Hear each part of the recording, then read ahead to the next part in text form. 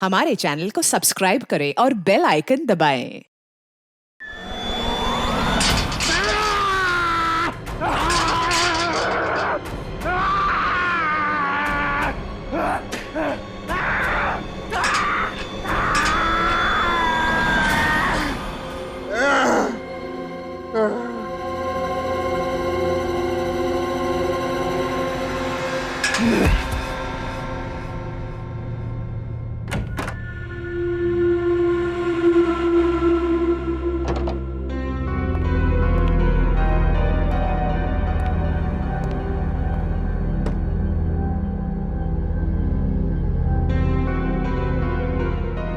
Happy anniversary प्रीति।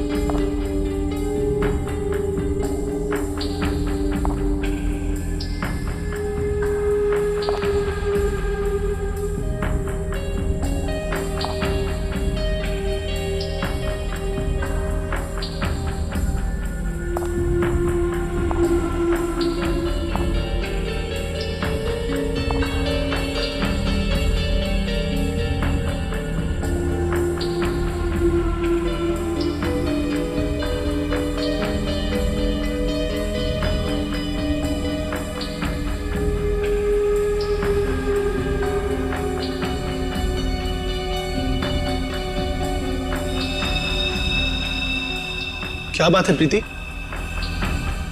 तुम ठीक तो हो ना?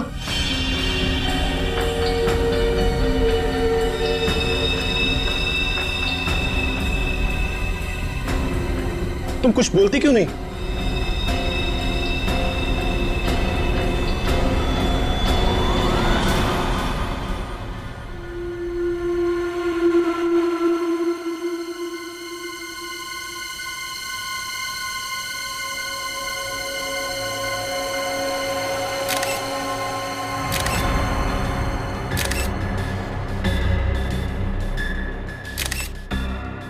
तीन, चार, पाँच, छह, सात बार चाकू से घुपा गया इस विशाल का। एक पत्नी अपने पति को इतनी बेरहमी से मारेगी, वो भी शादी के सालगिरह के दिन, यकीन ही नहीं हो रहा है। हाँ सर, इसकी लाश को देखकर लग रहा है इसकी पत्नी बहुत नफरत करती होगी इससे।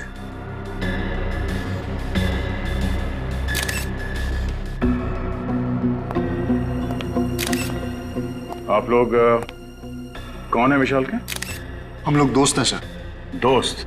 कब से जानते हो तुम विशाल और प्रीति को? सर हम उन्हें कॉलेज टाइम से जानते हैं सर। इन दोनों के बीच रिश्ते कैसे हैं, संबंध कैसे थे? सर वो एक दूसरे से बहुत प्यार करते थे। आज तक कभी उन्होंने एक दूसरे से ऊंची आवाज में भी बात नहीं की थी। अच्छा, तो आज ऐसी क्या बात हो गई कि प्रीति ने विशाल को इतनी बेरहमी से मारा? कुछ समझ में नहीं आ रहा है सर, प्रीति ऐसा कैसे कर सकती है? सर विशाल आज सुबह बहुत खुश था।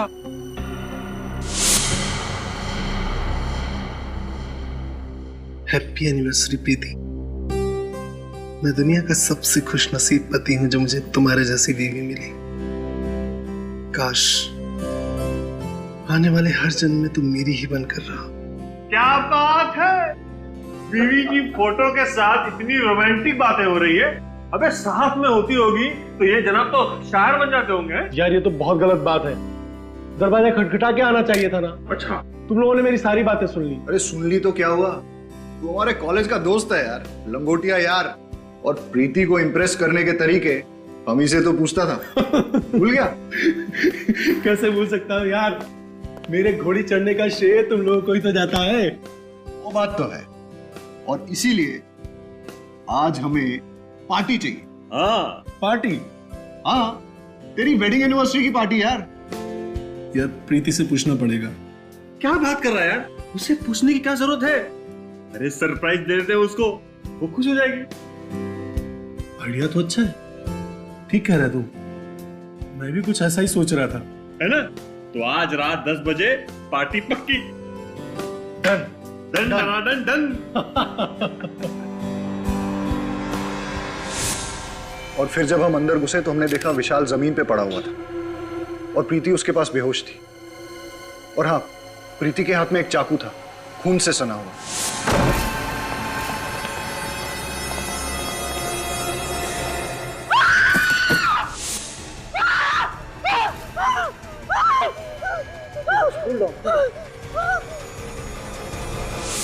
अच्छा, विशाल ने पिछले कुछ दिनों में प्रीति के बर्ताव के बारे में कुछ कहा कि वो किसी बात को लेकर टेंशन में थी या विशाल से किसी कारण वो परेशान थी?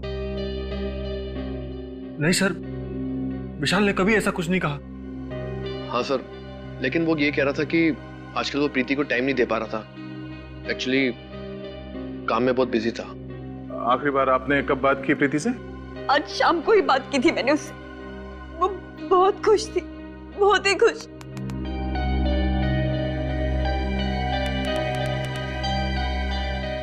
सर,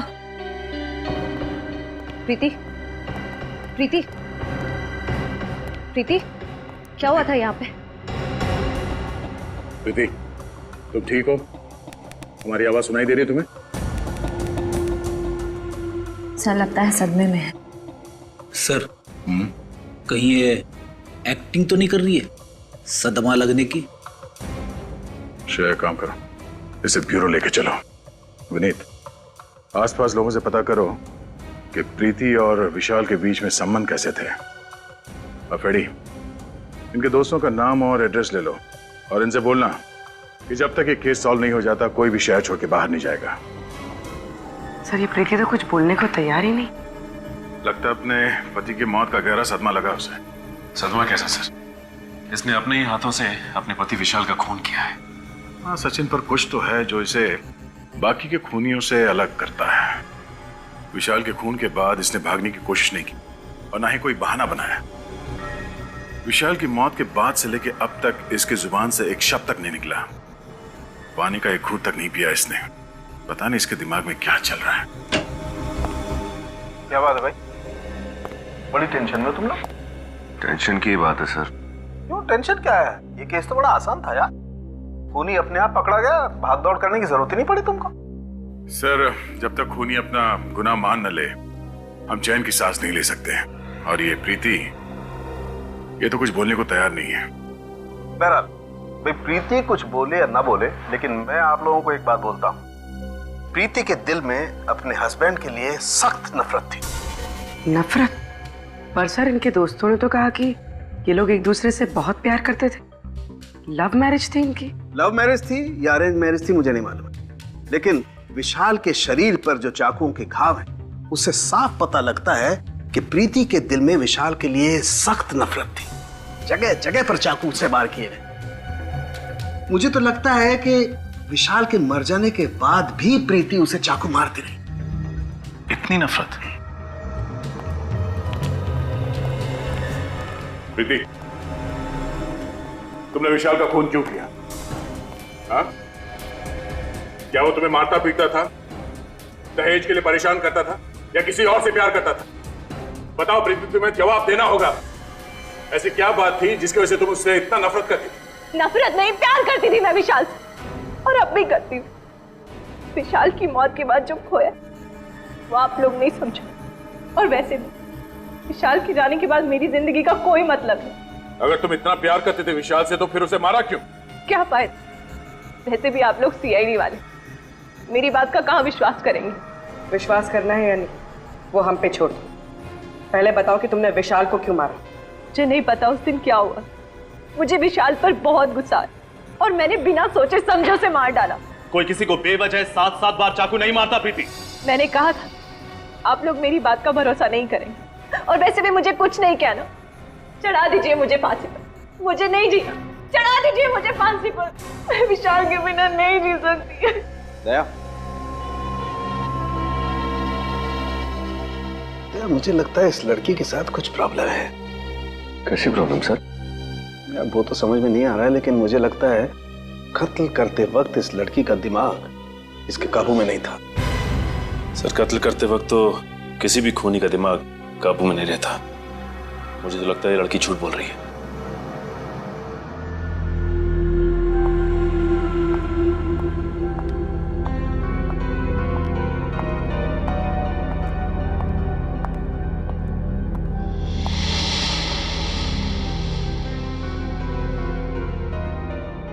आ गई तुम?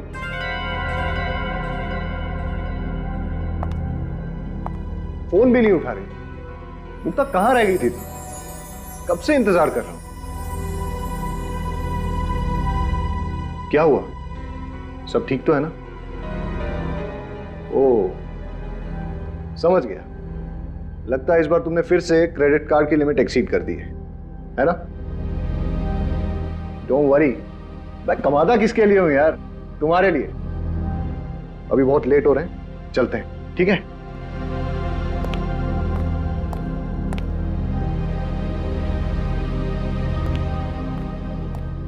चलो, कम कम।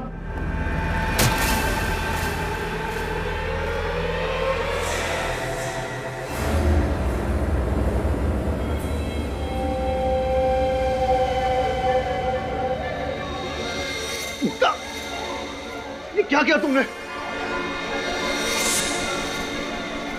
क्या कर रही हो ये?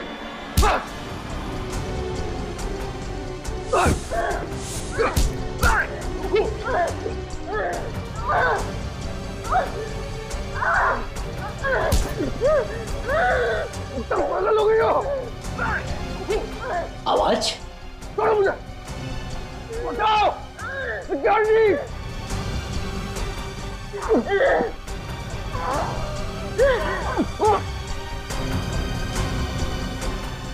छोड़ो, क्या कर रही हो? मैं क्या कर रही हूँ? अरे छोड़िए, आप क्या कर रही हैं? अरे छोड़िए मैडम। ठीक तो है ना सर? मुक्ता, ये क्या कर रही हो? पागल हो गई हो? होश में आओ।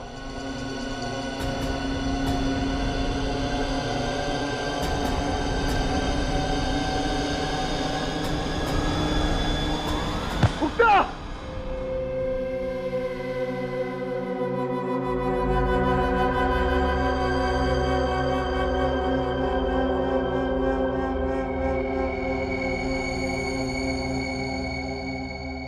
मुक्ता, अब कैसी हो तुम? मुझे माफ कर दो चेतन। पता नहीं मुझे क्या हो गया था जो मैंने तुम्हारे साथ ऐसा बर्ताव किया। इतनी चोट पहुंचाई है मैंने तुम्हें। अरे कोई चोट नहीं आई मुझे। देखो देखो, एकदम हट्टा कट्टा हूं मैं। हाँ, लेकिन मुक्ता आपने ऐसा किया क्यों? आपको ऐसे अचानक गुस्सा आने की वजह? मैं तो खुद हैरान हूँ, मुझे कभी गुस्सा आता ही नहीं है सर। और फिर बेवजह इतना ज्यादा गुस्सा कैसे आ गया, मुझे कुछ समझ में नहीं आ रहा। मुक्ता ठीक कह रही है सर। मैंने इसे आज तक किसी से ऊंची आवाज में बात करते हुए नहीं देखा। गुस्सा होना तो बहुत दूर की बात है।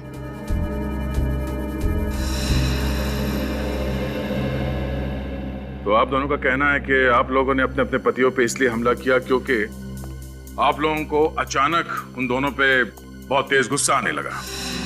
फिर हैरानी की बात यह है कि आप दोनों के पास कोई ठोस वजह नहीं थी उनसे गुस्सा होने की, राइट?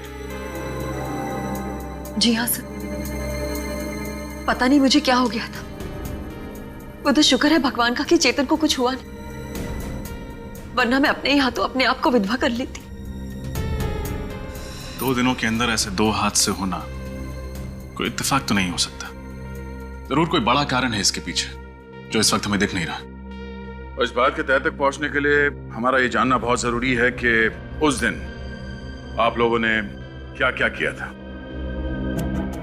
सर, उस दिन विशाल ने मुझे सुबह उठाया, मेरे लिए ब्रेकफास्ट बनाया, मुझे बहुत पैम्पर कर रहे थे क्योंकि हमारी एनिवर्सरी थी उस दिन। फिर उनके ऑफिस जाने के बाद मैं तैयार होकर बाजार गई। वहां मैंने विशाल के लिए एनिवर्सरी गिफ्ट खरीदा। उन्हें म्यूजिक बहुत पसंद था, इसलिए मैं उनके लिए स्पीकर्स लेकर आई और फिर मैं घर चली आई। अच्छा ये बताइए, उस दिन आपने बाहर कुछ खाया था? नहीं, मैंने लंच घर पर ही किया था। उसके बाद क्या हुआ? उस दिन जब मैं घर वापस आई तो दरवाजे पर एक गिफ्ट पार्सल पड़ा था और उसमें लाल रंग के जूते थे जिस पर विशाल ने एक नोट लिखा था, हैप्पी एनिवर्सरी। उसके बाद मैं विशाल के घर आने का इंतजार करने लगी। खुद को संभालने लगी, विशाल की पसंदीदा साड़ी पहनी और उसके वो भेजे हुए जूते पहने।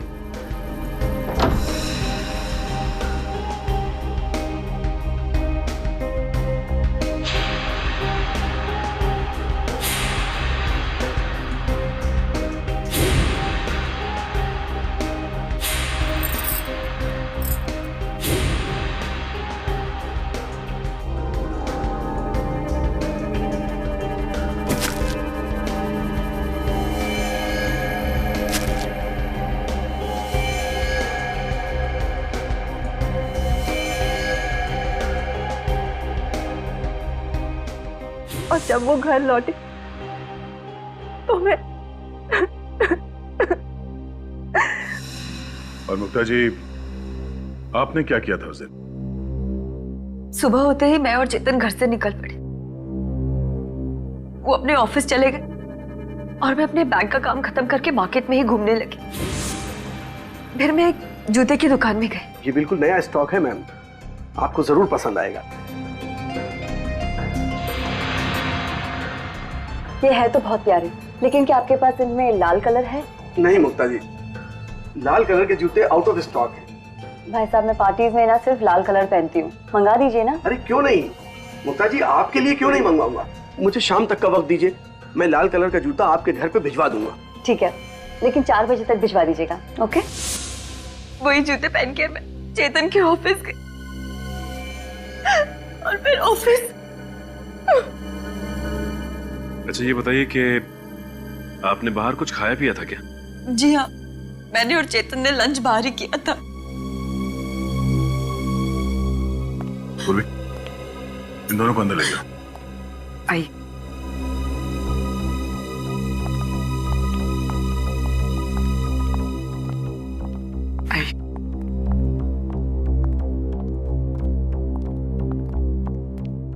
सर, दोनों कहानियों में एक चीज कॉमन है, लाल जूते।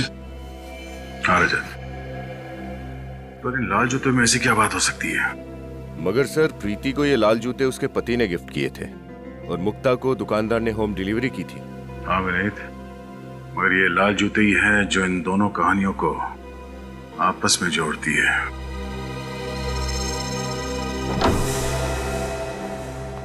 घर की अच्छी तरह से तलाशी लो, देखो लाल जूते कहीं मिलते हैं क्या।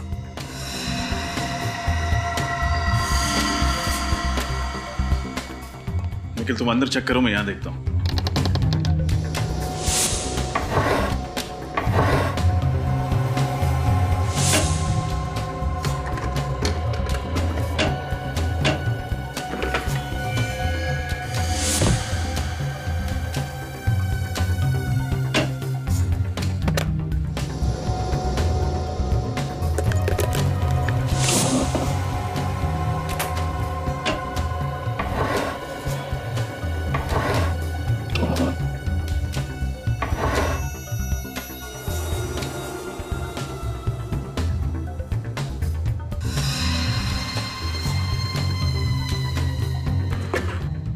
यहाँ तो कोई लाल कलर की लेडीज शू नहीं है।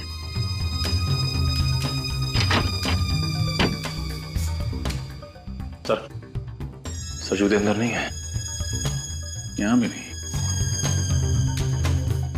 चेतन, जूते कहाँ हैं? यहीं कहीं होने चाहिए सर। यहीं कहीं होने चाहिए तो हैं कहाँ? आप रेडी? नहीं सर, यहाँ पे तो नहीं है। सर, बेडरूम में भी जूते नहीं मिले। सर यहाँ भी नहीं मिले।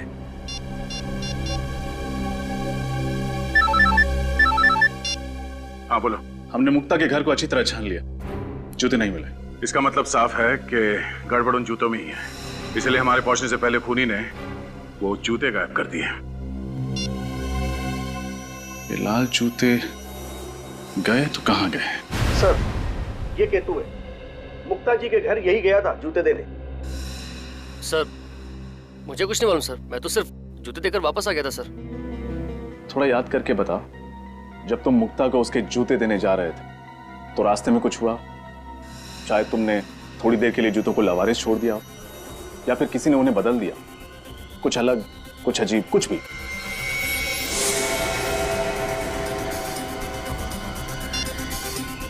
हेलो, हाँ सर, एड्रेस मिल ही नहीं रहा है। कौन सा पता देकर रखा है? मिल ही नहीं रहा है। अरे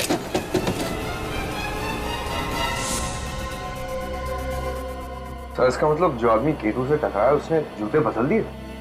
हो सकता है पंकज, और अगर जल्दी ही उन खूनी जूतों का राज पता नहीं चला तो शायद कुछ और पति मारे जाएंगे अपनी पत्नियों के हाथों।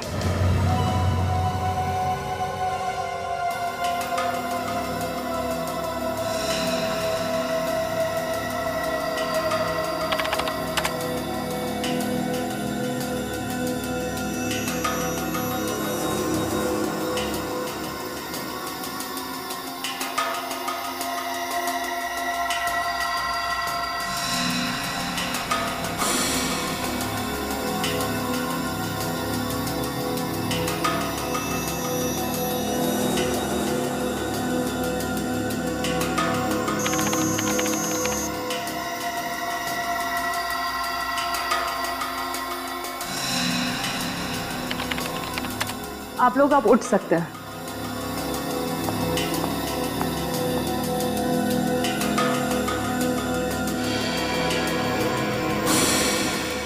ओ, ये चक्कर है। क्या चक्कर है डॉक्टर साहब? अभिजीत, मुझे खूनी का पता लग गया है। कौन है सर? जूते। जूते? वही लाल जूते जो इन दोनों लड़कियों ने पहने हुए थे। डॉक्टर साहब, ये कैसे हो सकता है? रजत, उन जूतों में ऐसा कुछ खास था जिसकी वजह से जो भी उन जूतों को पहनता शायद खून करने लगता। मतलब सर, उन जूतों को अगर मैं पहनती तो मैं भी खून कर देती? शायद, चांसेस हैं। क्या बात कर रहे हैं डॉक्टर साहब? ऐसा क्या है उन जूतों में कि उन्हें पहन के एक आदमी खूनी बन जाएगा? मैं बताता हूं। ये देखो, इन दोनों के पैरों पर ये छोटा सा इंजेक्शन का निशान। इसका मतलब ये है कि इंजेक्शन के जरिए कोई ऐसा केमिकल इनके शरीर के अंदर गया है जिसकी वजह से इन लोगों ने ऐसा वायलेंट रिएक्ट किया है। और ये इंजेक्शन इन्हें तब लगा जब इन दोनों ने वो लाल जूते पहने थे। अगर जूतों में इंजेक्शन था तो हमें महसूस क्यों नहीं हुआ? मतलब हमें चुभता ना, हमें दर्द तो होता। अभिजीत, शायद इंजेक्शन के साथ साथ उसमें एनेस्थीसिया भी था जिसकी वजह से इन दोनों के पैर सुन्न हो गए और इन्हें पता नहीं चला। तो बहुत बड़ी प्लानिंग की खूनी ने। लेकिन डॉक्टर साहब, ये इंजेक्शन था किस चीज का? हॉलीवुड क्रेडॉक। हॉलीवुड क्रेडॉक? हाँ सर। ओह माय गॉड, क्यों? ऐसा क्या है इस केमिकल में? ये एक ऐसा केमिकल है अभिजीत जो अगर इंसान के शरीर में चला जाए तो उसका ब्लड प्रेशर बहुत हाई हो जाता है, उसके दिमाग में तूफान मचने लगता है, उसे इतना ज्यादा गुस्सा आने लगता है कि वो अपने होश में नहीं रहता, बहुत ही हिंसात्मक, वायलेंट हो जाता है, और ऐसी हालत में वो किसी का खून भी कर सकता है। मतलब सर, बहुत ही खतरनाक केमिकल है। हाँ मीने, इसीलिए इस केमिकल पर बैन है। कई देशों में तो इस केमिकल को जानवरों पर इस्तेमाल किया जाता है, ये पता लगाने के लिए कि आखिर वो जानवर कितना वायलेंट हो सकते हैं। डॉक्टर साहब, ये बॉडी में जाने के बाद इस केमिकल को कितना टाइम लगता है असर दिखाने में? ज्यादा से ज्यादा 10 मिनट। 10 मिनट? लाल जूते और उसमें ये केमिकल वाले इंजेक्शन। सर, एक बात तो तय है, खूनी ने प्रीति और मुक्ता के बारे में अच्छे से रिसर्च की थी। वो जानता था कि मुक्ता का पसंदीदा जूतों का ब्रांड कौन सा है, इतना ही नहीं रजत, खूनी को अच्छी तरह से मालूम था कि कौन सा वक्त सही है उन दोनों के लिए अपने पति विशाल और चेतन को मारने के लिए। हाँ सर, अगर ये खून करने की कोशिश इन लोगों ने उस वक्त की होती जब वहां लोग मौजूद थे, तब शायद इनका प्लान फेल हो जाता। बिल्कुल हो जाता कि वहां पे मौजूद लोग विशाल को बचा लेते। असली खूनी को अच्छी तरह से पता था कौन से वक्त पे इस जुर्म को अंजाम देना चाहिए। सर, ये प्रीति और विशाल का घर में अकेला होना तो समझ में आता है, लेकिन मुक्ता तो चेतन के ऑफिस में गई थी ना, तो उसे कैसे पता चला कि चेतन ऑफिस में किस वक्त अकेला रहने वाला है? इस मुक्ता से ही पूछ लेते हैं। सर, कुछ पता चला ये सब कौन कर रहा था? अभी तक तो नहीं, पर आप लोग चिंता मत कीजिए, बहुत जल्दी असली गुनहगार हमारे सामने होगा। मुक्ता जी, एक बात बताइए, आप ठीक उसी वक्त कैसे पहुंची चेतन के ऑफिस में जब वो बिल्कुल अकेला था? सर, मैं तो 4 बजे जाने वाली थी, लेकिन इनका फोन आया था कि मैं 4 बजे ना जाके 6 बजे जाऊं। ये मीटिंग में बिजी थे। मतलब चेतन ने तुम्हें खुद 2 घंटे देरी से आने के लिए कहा? क्या कह रही हो मुक्ता? मैंने तुम्हें ऐसा कोई फोन नहीं किया था। मैं तो खुद हैरत में था कि इसे आने में इतनी देर क्यों हुई। अगर आपने फोन नहीं किया तो फिर किसने किया? ये फोन कॉल आपके मोबाइल पे आया था? नहीं सर, मेरे लैंडलाइन पे आया था। सचिन, पता करो 24 तारीख दोपहर 4 बजे के आसपास इनके लैंडलाइन पे किसका फोन आया था। अच्छा, आपने कहा कि लाल जूतों को पहनने के बाद आपको अचानक गुस्सा आया। ये लाल जूते की डिलीवरी कब हुई थी आपके पास? सर, जूते की डिलीवरी उसके दिए हुए टाइम से बहुत लेट हो गई थी। मैं गाड़ी में बैठ के ऑफिस के लिए निकल ही रही थी, तब जूते वाला आया था। और वो जूता पहना कब आपने? इनके ऑफिस के नीचे सर। जूते चेंज करके ही मैं ऊपर गई थी। लेकिन सर, अगर खूनी चाहता था कि मुक्ता नए जूते पहनकर ऑफिस जाए, तो वो आखिरी मिनट तक इंतजार क्यों करता? मतलब ये भी तो हो सकता था कि मुक्ता नए जूतों को गाड़ी में ही रहने देती और पुराने जूतों में ही चेतन से मिलने चली जाती। हो सकता रजत, पर उस दिन ये दोनों पार्टी में जाने वाले थे, तो शायद मुक्ता कार में जूते पहन लेती और खूनी के पास अच्छा मौका भी था चेतन को मारने का, है ना, क्योंकि ये दोनों अकेले थे। पता नहीं हम दोस्तों के पीछे कौन हाथ धो के पड़ गया। हमने तो किसी का कुछ भी नहीं बिगाड़ा। चेतन, दिमाग पर जरा जोर डाली। कोई पुराना किस्सा याद आता है? कोई पुरानी दुश्मनी, छोटी ही सही, कोई भी नाम? आप लोगों को किसी पे शक नहीं है? नहीं सर। सर, ये जुर्म तो एक उलझी हुई पहले की तरह होता जा रहा है। अगर इनका कोई दुश्मनी नहीं था, फिर कौन ऐसा होगा जो इतनी गहरी साजिश रचेगा इन दोनों को मारने के लिए? ये सब कुछ एक सोचा समझा हुआ प्लान है। खूनी ने ऐसा वापरा जैसे शतरंज के खिलाड़ी घोड़ों और ऊंट को वापरता है। हाँ सर, खूनी ने ये सब उन जूतों के जरिए किया है, उनमें इंजेक्शन फिट करके। इसका मतलब है वो जूते ऑर्डर देख के बनवाए गए थे, तभी तो सोल के नीचे इंजेक्शन रखने का जगह बना पाया वो। सर, फिर तो खूनी लेदर मार्केट भी गया होगा चमड़ा खरीदने। बिल्कुल गया होगा। उन सारी दुकानों में जाके पता करो जहाँ पे ये जूते बनते हैं या फिर उन्हें बनाने के सामान बेचे जाते हैं। सर, उस नंबर का पता चल गया है सर। वो फोन चेतन ने नहीं बल्कि किसी अरुण कुमार ने किया था। अरुण कुमार? मुक्ता, आप किसी अरुण कुमार को जानती हैं? अरुण कुमार? नहीं सर, मैंने तो ऐसे किसी आदमी का नाम भी नहीं सुना। प्रीति, तुम? मैं किसी अरुण को नहीं जानती। शायद विशाल जानता हो। अगर विशाल जानते किसी को तो मुझे जरूर बताते। हाँ, अरुण कुमार। शायद एक अरुण था तो सही हमारे कॉलेज में, है ना? अरे नहीं, वो तो अरुण यशोधन था, अरुण कुमार नहीं। आप सब में से कोई भी अरुण कुमार को नहीं जानता, मगर वो आप सबको अच्छी तरह से जानता है। विशाल को क्यों मारा तुमने? मारा मतलब सर? विशाल? कौन विशाल सर? ये विशाल। अब कुछ याद आया? नहीं सर, इस आदमी को तो मैं पहली बार देख रहा हूं। अच्छा, इसे तो जरूर पहचानते होगे। नहीं सर, अब ये कौन है? ये चेतन है। चेतन बन के उसकी वाइफ को फोन करते हो और कहते हो चेतन को ही नहीं पहचानते। कमाल है। सर, मैं किसी और की वाइफ को क्यों फोन करूंगा सर? मेरी खुद की वाइफ है फोन करने के लिए। झूठ मत बोलो। फोन रिकॉर्ड से हमें पता चला है कि कल शाम 4 बजे तुमने ही मुक्ता को फोन किया था। मुक्ता?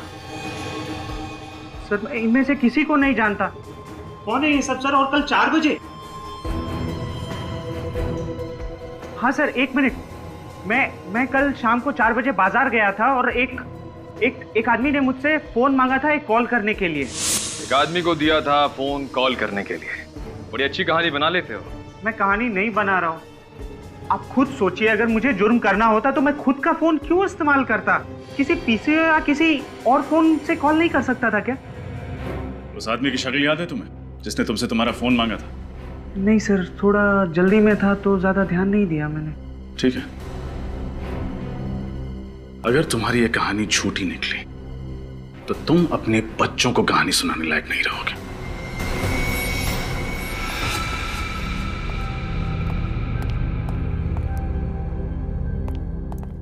क्या हुआ पीयूष? तूने हम लोगों को अचानक क्यों बुला लिया?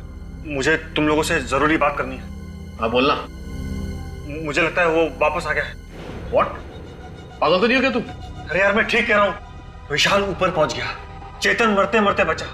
इससे पहले कि हम दोनों का टिकट कट जाए हमें सब कुछ सीआईडी को बता देना चाहिए। दिमाग तो नहीं खराब हो गया तेरा? अगर सीआईडी को इस बात की भनक भी लग गई ना तो तू सोच नहीं सकता वो हम लोगों का क्या हाल करेंगे।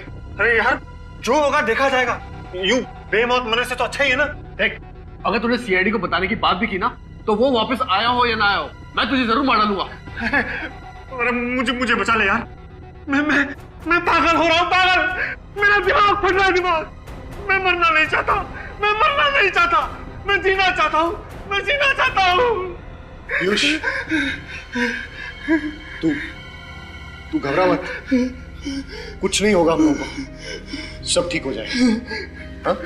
डोंट वरी, हम तेरे साथ हैं ना।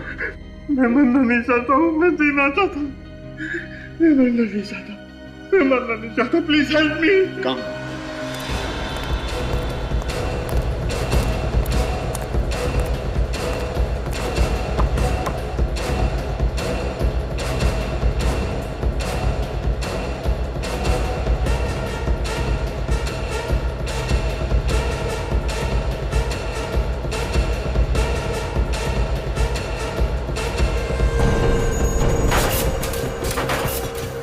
कुछ दिनों में आपके यहाँ कोई आदमी लाल रंग का चमड़ा खरीदने आया था लड़कियों के जूते बनवाने के लिए? ऐसा तो यहाँ कोई नहीं आया सर। सर आया था, मैनेजर साहब से मिला था, काफी कम लेदर चाहिए था उसे, वो भी लाल रंग का ही चाहिए था साहब। कौन था वो? चेहरा याद है उसका? मुझे तो नहीं साहब, मैनेजर साहब को याद होगा। ये मैनेजर कहाँ, बुलाओ जरा उसे। मैनेजर साहब छुट्टी पे गए हैं।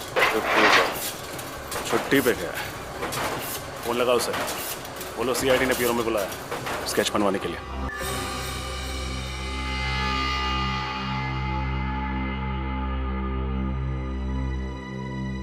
पांडुरंग दगड़ू सराफ। अरे पूर्वी, अरे तो यार, अरे पूर्वी, अरे वेरी गुड, तुमने तो कमाल कर दिया भाई। Thank you very much, thank you very much, तुम कमाल हो यार। अरे सालों के साहब, ऐसी क्या बात हो गई जो खुशी से आपकी छाती फूल गई? यार तुम्हें पता नहीं, वो पूर्वी ने मुझे सलाह दी थी ना वो लेटर लिखने की। अरे भाई मैंने अपनी गर्लफ्रेंड को एक अच्छा सा लेटर लिखा, फूलों का गुलदस्ता भिजवाया और बस उसको गुस्सा तो गायब। क्या बात सर, ये तो बहुत ही अच्छी बात है, मुबारक हो सर। अरे भाई रहने दो, अपनी मुबारकबाद आप अपने पास रखिए, पहले भी झेल चुका हूँ यार मैं तुम्हें। अरे सर, गिफ्ट में कैंची दी आपने और गलती मेरी? यार ऐसे वक्त पे कैंची की याद दिलाना जरूरी है क्या यार? मैंने कहा था ना सर कि आपका लिखा हुआ खत पढ़ के वो खुश हो जाएगी। वेरी गुड पूरी, तुम कमाल हो। आइंदा से इस मामले में कोई टिप्स लेनी होगी ना बेटा, मैं सीधा तुम्हारे पास आऊंगा। यस डॉक्टर साहब, पूर्वी से क्यों, आप तो ये तारिका से भी ले सकते हैं और उसके लिए आपको यहाँ ब्यूरो में आने की जरूरत भी नहीं पड़ेगी। नहीं दया, तुम समझते नहीं हो यार, तारिका की इस मामले में जरा पसंद कमजोर है यार। डॉक्टर साहब, अभिजीत के बारे में अगर कुछ कहना है तो मेरे सामने तो प्लीज आप। अच्छा, बुरा लगा ना, बुरा लगा, कोई बात नहीं है यार, मैं भी अपना वक्त बर्बाद नहीं करना चाहता ये डिस्कस करके यार। अरे मेरे पास टाइम नहीं है, मुझे फेशियल कराने जाना है यार। Sir, facial? और आप? क्यों, मैं फेशियल क्यों नहीं है? नहीं, बिल्कुल सर, करना चाहिए आपको, फेशियल करना चाहिए। हाँ, और आज तो जरूर करना चाहिए यार। बिल्कुल। यू नो डेटिंग है, डिनर पे जा रहा हूँ गर्लफ्रेंड के साथ यार। बहुत अच्छी बात है सर, उम्मीद करते हैं कि जब तक आप दोनों का डिनर खत्म हो जाता है तब तक हम लोग ये केस सॉल्व कर देंगे। यस यस, ऑफ कोर्स, तुम केस सॉल्व करो, मैं डिनर सॉल्व करता हूँ। बाय पूर्वी, बाय। सर डॉक्टर साड़ुंकी भी कमाल के, उम्र 55 की, दिल बचपन का। अरे उनके सामने मत बोल देना, जीना हराम कर देंगे तुम्हारा। सर स्केच तैयार हो गया। गुड, देखे जरा। ओह, तो ये है वो चैंपियन। अब इस चैंपियन का अच्छा वक्त शुरू होगा।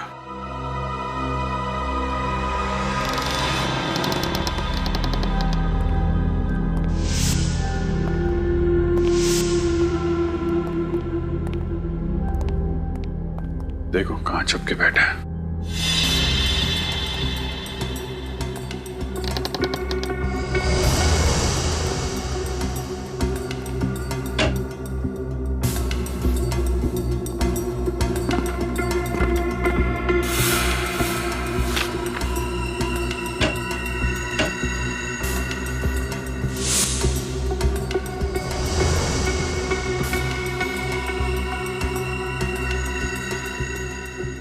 ये किसकी फोटो है?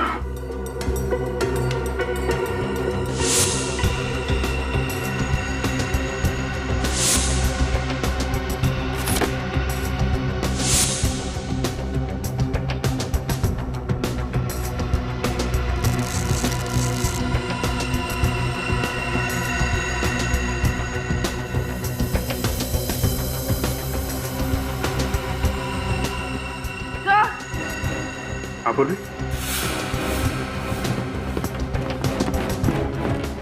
सर यहाँ पर ये नीडल्स और सिरिंजेस मिली है।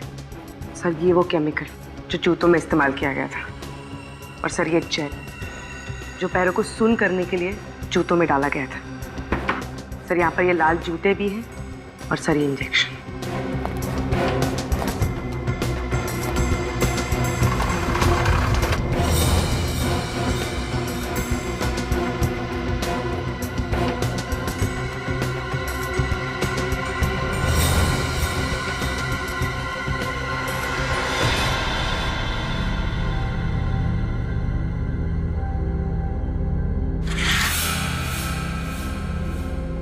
मतलब इन सब के पीछे पीयूष का ही हाथ है।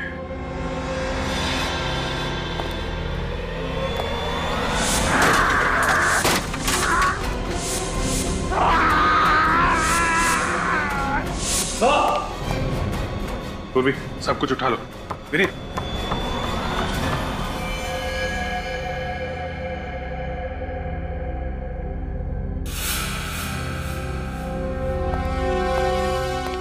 सर पीयूष तो यहां मरा पड़ा है। लगता है इसने जहर पिया। My God। सर हमें तो लग रहा था यही सबको मार रहा है, फिर इस पीयूष को किसने मार दिया? इसका मतलब इसके साथ कोई और आदमी भी मिला हुआ था क्या?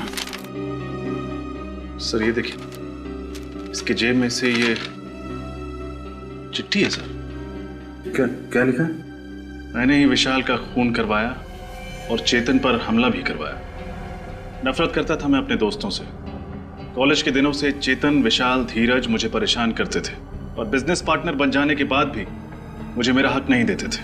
इसलिए गुस्से में आकर मैंने उनसे बदला लेने की ठानी। अगर सीआईडी को मेरे बारे में पता चल गया, इसलिए मैं अपनी जान दे रहा हूं। पीयूष, अजीब बात है सर। जब गुनहगार को पता होता है कि एक ना एक दिन वो पकड़ा ही जाएगा, फिर गुनाह करता ही क्यों है? और इसने तो सीआईडी के डर से खुदकुशी कर ली। बात कुछ हजम नहीं हो रही है विनीत। ये आदमी अपने दोस्तों से बदला लेना चाहता था। इतनी लंबी प्लानिंग की उसने बदला लेने के लिए, और अभी इसका बदला पूरा भी नहीं हुआ। डर के मारे आत्महत्या करेगा क्या? सर, इसके हाथ और पैर पर ये निशान देखिए। रस्सी के बांधने का निशान। पीयूष को बांध के रखा था। लगता तो है सर, लेकिन जब ये ब्यूरो आया था तब तो कोई निशान नहीं था। और ये निशान काफी गहरे हैं। लगता है काफी दिनों से बांध कर रखा गया था इसे। पीयूष को बांध के भी रखा गया था, और पीयूष ब्यूरो में भी। अब कुछ समझ में आ रहा है। डॉक्टर साहब, मैं ठीक तो हो जाऊंगा ना? तुम बिल्कुल फिक्र मत करो। तुम जैसे पहले थे ठीक वैसे हो जाओगे। अब मैं इंजेक्शन लगा रहा हूं, तुम पलट जाओ।